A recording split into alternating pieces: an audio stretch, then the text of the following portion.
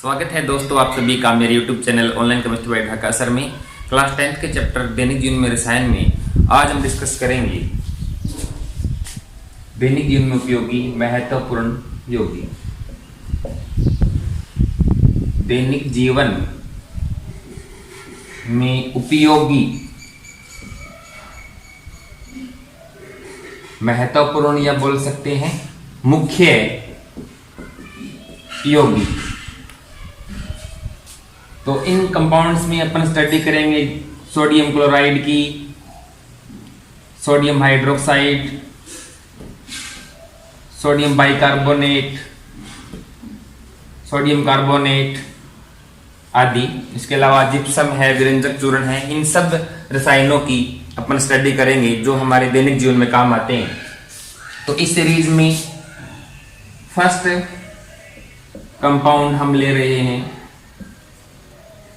Sodium chloride, जिसका formula होता है NaCl और इसे साधारण नमक के नाम से भी जाना जाता है, क्योंकि खाद्य पदार्थों में भोजन का टेस्ट मेंटेन रखने के लिए और उसको खराब होने से बचाने के लिए हम नमक का यूज करते हैं, इसलिए मतलब NaCl का यूज करते हैं, इसलिए इसे साधारण नमक कहा जाता है। तो NaCl का रासायनिक नाम क्या हो गया? Sodium chloride. साधारण नाम क्या हो गया? साधारण नमक। और सोडियम क्लोराइड का फॉर्मूला क्या हो गया? NaCl। अब बड़े स्तर पर इसका निर्माण कैसे करेंगे? औद्योगिक स्तर पर इसका निर्माण करना पड़ेगा ना, क्योंकि सोडियम क्लोराइड की खपत बहुत ज्यादा होती है। तो देखो, हम ये जानते हैं कि समुद्री जल या फिर जो खारा जल होता है उसमें नमक की मात्रा ज्यादा होती है। तो इस जल में NaCl के अलावा अन्य लवण भी होते हैं, जैसे कैल्शियम क्लोराइड है, मैग्नीशियम क्लोराइड है। तो इन लवणों युक्त समुद्री जल का हम वाष्पन करेंगे तो जल वाष्प बन के उड़ जाएगा और हमारे पास लवणों का मिश्रण जो है वो बचेगा। ये मिश्रण है, तो हमें तो केवल क्या चाहिए? शुद्ध NaCl। तो इन लवणों का जो मिश्रण है इसे हम अशुद्ध नमक कह सकते हैं। तो यहाँ इनकी जो अशुद्धि है इसे हमें हटाना पड़ेगा। इसके लिए पहले इसमें इतना जल मिलाएंगे कि क्या बन जाए? इस लवणों के मिश्रण का संतृप्त विलयन बन जाएगा। मीन्स इन लवणों का क्या बन जाएगा? संतृप्त विलयन। और फिर इसमें हम HCl गैस पास करेंगे। कौन सी गैस पास करेंगे? HCl गैस पास करेंगे। तो पेंडे में NaCl अवक्षेपित हो जाएगा और ये जो लवण है वो जल में घुले रहेंगे। इन लवणों का जलीय विलयन है, संतृप्त विलयन, उसमें कौन सी गैस पास करेंगे? HCl गैस पास करेंगे। तो केवल NaCl सम आयन प्रभाव के कारण अवक्षेपित होगा, मतलब ये सॉलिड पेंडे में जमा हो जाएगा और ये लवण जल में घुले रहेंगे। तो इस प्रकार हमें शुद्ध NaCl जो है वो प्राप्त हो जाता है। अब हम बात करते हैं NaCl के गुणों के बारे में। तो ये सफेद रंग का क्रिस्टलीय ठोस होता है। सफेद रंग का ये क्या है? क्रिस्टलीय ठोस होता है। जल में घुलता है। जल में क्या होता है? ये घुलनशील होता है और जल में घोलेंगे तो ये पूर्णतः आयनों में टूट जाता है। NaCl को जल में घोलेंगे पूर्णतः आयनों में टूट जाएगा, Na पॉजिटिव और Cl नेगेटिव में। और इन मुक्त आयनों के कारण इसका जो जलीय विलयन है वो विद्युत का चालक होता है। इसके अलावा इसका मेल्टिंग पॉइंट गलनांक जो है वो 1081 केल्विन होता है। इसका गलनांक कितना होता है? 1081 केल्विन होता है। ठीक है ना। अब इसके उपयोगों की बात करते हैं। यूज क्या है? उपयोग तो खाद्य पदार्थों में भोजन को स्वादिष्ट बनाने में, इसके अलावा खाद्य पदार्थों में प्रेरक के रूप में भी ये काम आता है और हिमीकरण मिश्रण बनाने में भी काम आता है। जैसे बर्फ हो, बर्फ के टुकड़े हम छोड़ेंगे खुले में तो वो जल्दी पिघलते हैं। तो जो वो जल्दी नहीं पिघले इसके लिए अपन क्या करते हैं? उसमें थोड़ा सा नमक मिला देंगे तो बर्फ के जो पिघलने की दर है वो क्या हो जाती है? कम हो जाती है। तो हिमीकरण मिश्रण बनाने में किसका यूज किया जाता है? भी नमक का यूज किया जाता है। खाद्य पदार्थों में साधारण नमक के रूप में इसका यूज होता है ही। इसके अलावा देखो NaCl का use NaOH, NaCO3, sodium carbonate, इन पदार्थों के निर्माण में NaCl का यूज कच्चे पदार्थ के रूप में किया जाता है। तो ये तो हो गया अपना NaCl के बारे में। अब सेकंड हम स्टडी कर रहे हैं sodium hydroxide. Sodium hydroxide, sodium hydroxide का फॉर्मूला होता है NaOH, और सोडियम हाइड्रोक्साइड को कास्टिक सोडा भी कहा जाता है। सोडियम हाइड्रोक्साइड को क्या बोला जाता है? कास्टिक सोडा भी कहा जाता है। अब देखो इसको कास्टिक सोडा क्यों बोला जाता है?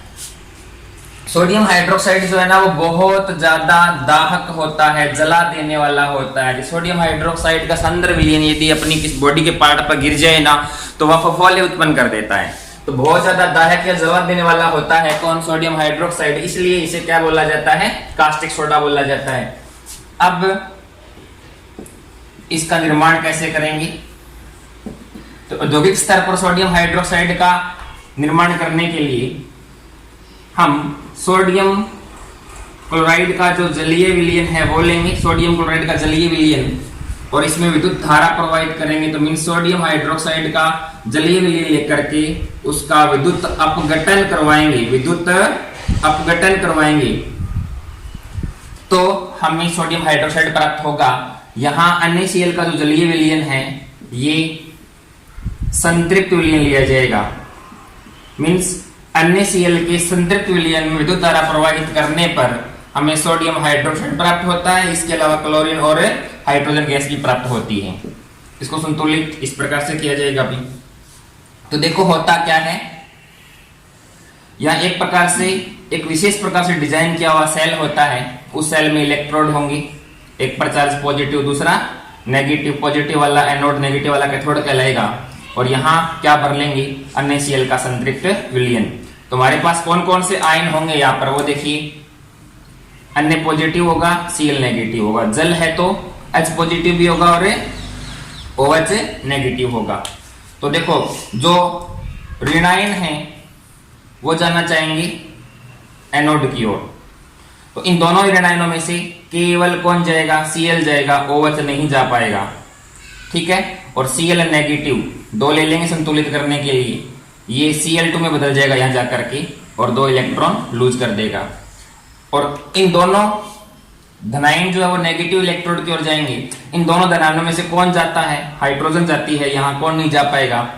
अन्य पॉजिटिव। तो हाइड्रोजन को क्या चाहिए? इलेक्ट्रॉन चाहिए। तो ये वाले इलेक्ट्रॉन यहाँ आ जाएंगे, हाइड्रोजन गैस बन जाती है। तो देखो इस इलेक्ट्रोड मींस एनोड पर तो कौन सी गैस मुक्त होती है? Chlorine gas. और इस इलेक्ट्रोड मतलब कैथोड पर कौन सी गैस मुक्त होती है? Hydrogen gas. तो क्लोरीन गैस तो कहाँ मुक्त होती है? एनोड पर। और हाइड्रोजन गैस कहाँ मुक्त होती है? भी कैथोड पर मुक्त होती है। ठीक है ना। अब देखो विलयन में कौन कौन रह गए? Na पॉजिटिव और OH नेगेटिव। तो Na पॉजिटिव और OH नेगेटिव मिलकर के क्या बना लेंगे? भी NaOH बना लेंगे। तो ये रिएक्शन किस प्रकार से समझ आ गया ना। तो देखो जब NaCl के संतृप्त विलयन में ऊपर विद्युत धारा प्रवाहित करेंगे तो एनोड पर क्लोरीन और कैथोड पर हाइड्रोजन गैस मुक्त होती है और विलयन जो है किसका रह जाता है? NaOH का रह जाता है। तो यहाँ मुख्य उत्पाद तो क्या हो गया? NaOH। इसके अलावा सह उत्पाद के रूप में यहाँ पर क्लोरीन और हाइड्रोजन गैस भी मुक्त होती है। और इस अभिक्रिया को या इस प्रक्रिया को क्लोर क्षार प्रक्रिया कहा जाता है। याद रखोगे इस प्रक्रिया को क्या बोला जाता है? क्लोर क्षार प्रक्रिया बोला जाता है। अब बात करते हैं अपन सोडियम हाइड्रोक्साइड के गुणों के बारे में। इसके क्या गुण हैं? तो सोडियम क्लोराइड की तरह सोडियम हाइड्रोक्साइड भी सफेद रंग का क्रिस्टलीय ठोस होता है। सोडियम हाइड्रोक्साइड सफेद रंग का क्रिस्टलीय ठोस होता है और इसका जो गलनांक है वो होता है 591 केल्विन। 591 केल्विन सोडियम हाइड्रोक्साइड का क्या हो जाएगा? भी गलनांक हो जाएगा। इसके अलावा यह क्षार तो है ही, सोडियम हाइड्रोक्साइड क्षार है ना। और जब इसको जल में घोलेंगे, NaOH को जल में घोलेंगे तो ये पूर्णतः आयनों में टूट जाएगा, Na पॉजिटिव और OH नेगेटिव में। तो मुक्त आयनों के कारण इसका जलीय विलयन कैसा होता है? विद्युत का चालक होता है और साथ में ऊर्जा मुक्त होती है। मींस NaOH जब जल में घुलता है तो कैसा प्रक्रम होगा? ऊष्माक्षेपी प्रक्रम होता है। अब बात करते हैं सोडियम हाइड्रोक्साइड के यूज क्या क्या है। तो देखो कागज उद्योग में, वस्त्र उद्योग में सोडियम हाइड्रोक्साइड का व्यापारिक स्तर पर यूज किया जाता है। इसके अलावा साबुन और मार्जक उद्योग में भी सोडियम हाइड्रोक्साइड बहुत ज्यादा काम आता है। सोडियम हाइड्रोक्साइड एक बहुत ज्यादा यूजफुल प्रबल क्षार है। इसके अलावा देखो बॉक्साइड जो एल्यूमिनियम का एस्टक है उसके निष्कर्षण में, धातु निष्कर्षण में भी सोडियम हाइड्रोक्साइड काम आएगा। पेट्रोलियम पदार्थों के शोधन में और वसा और तेलों के निर्माण में भी सोडियम हाइड्रोक्साइड का यूज जो है ना वो किया जाता है। तो ये हो गए सोडियम हाइड्रोक्साइड के मुख्य यूज। इसके अलावा इस प्रयोगशाला में एज ए रिएजेंट अभिकर्मक के रूप में भी सोडियम हाइड्रोक्साइड का बहुत ज्यादा उपयोग होता है, ठीक है ना। अब इसमें अपन लेते हैं तीसरा, सोडियम बाइकार्बोनेट, या इसे हम सोडियम हाइड्रोजन कार्बोनेट कह सकते हैं। इसका फॉर्मूला होता है NaHCO3 और इसे बेकिंग सोडा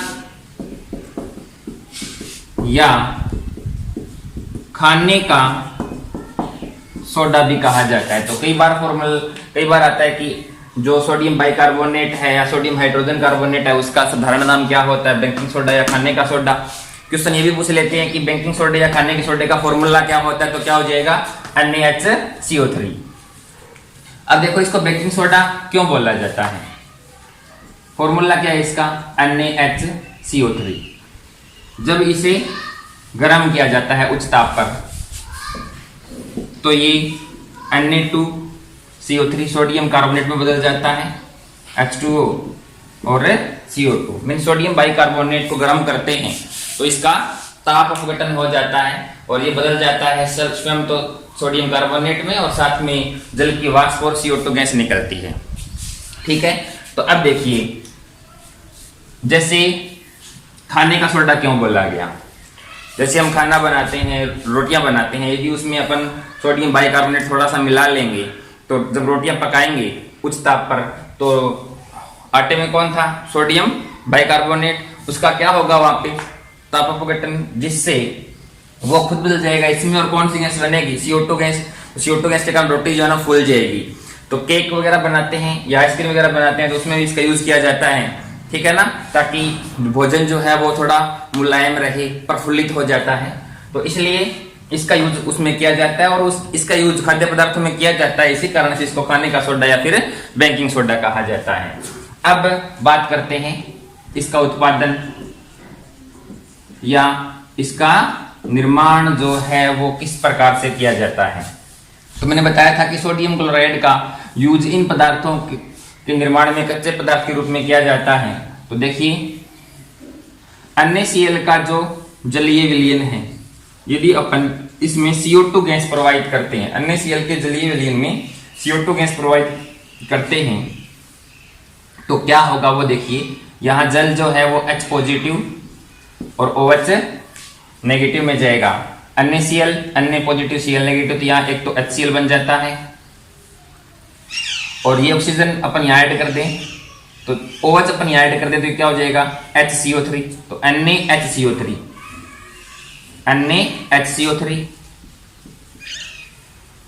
और प्लस HCl। तो ये रिएक्शन यहाँ कंप्लीट नहीं होती है, साथ में इसमें अमोनिया गैस यूज करते हैं। तो अमोनिया गैस जो है यहाँ बने हुए HCl से रिएक्शन करती है और बदल जाती है NH4Cl में। तो अब अपन इन दोनों रिएक्शन को जोड़ें तो इससे ये कट जाएगा। तो कुल मिलाकर के NaCl का जो जलीय विलयन है, पहले इसमें कौन सी गैस प्रोवाइड करें, CO2, और फिर इसमें अमोनिया गैस प्रोवाइड करें तो क्या क्या बन जाता है, एक तो NaHCO3 सोडियम बाइकार्बोनेट बन जाता है और साथ में क्या बनता है NH4Cl। तो अपनी बुक में ये इक्वेशन दी हुई है जो इस प्रकार से होगी। तो NaCl के जलीय विलयन में CO2 और अमोनिया गैस प्रोवाइड करने पर कौन प्राप्त हो गया, अभी सोडियम बाइकार्बोनेट प्राप्त जो है ना वो हो जाता है। इसके अलावा देखो Na2CO3 का जो जलीय विलयन होता है, सोडियम कार्बोनेट का जो जलीय विलयन होता है, यदि आप इसमें CO2 गैस प्रोवाइड करेंगे तो क्या होगा वो देखिए। तो यहां Na पॉजिटिव है और CO3 2 नेगेटिव है। जल को देखें तो ये H पॉजिटिव है और OH नेगेटिव है।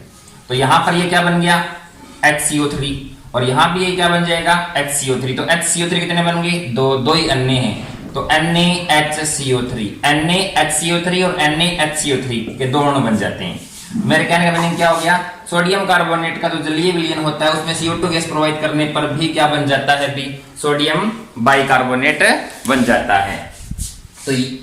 तो सोडियम बाइकार्बोनेट बनाने के दो मेथड हो गए, एक तो NaCl के जलीय विलयन द्वारा और दूसरा सोडियम कार्बोनेट के जलीय विलयन में CO2 गैस प्रोवाइड करके हम सोडियम बाइकार्बोनेट को बना सकते हैं।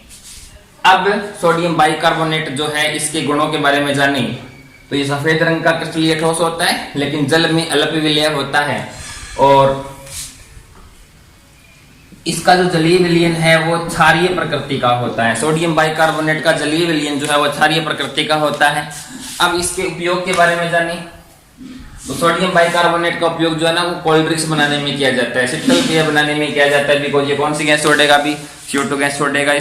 इसका जलीय विलयन क्षारीय प्रकृति का होता है, मैंने पहले बताया था। इसके अलावा ये क्षारीय है इसलिए एंटी एसिड के रूप में इसका उपयोग किया जाता है और अग्निशामक यंत्रों में आग बुझाने में भी सोडियम बाइकार्बोनेट जो है वो इसका यूज किया जाता है। ठीक है, अब अपन नेक्स्ट लेते हैं इसमें नंबर 4 पर sodium carbonate, sodium carbonate Na2CO3।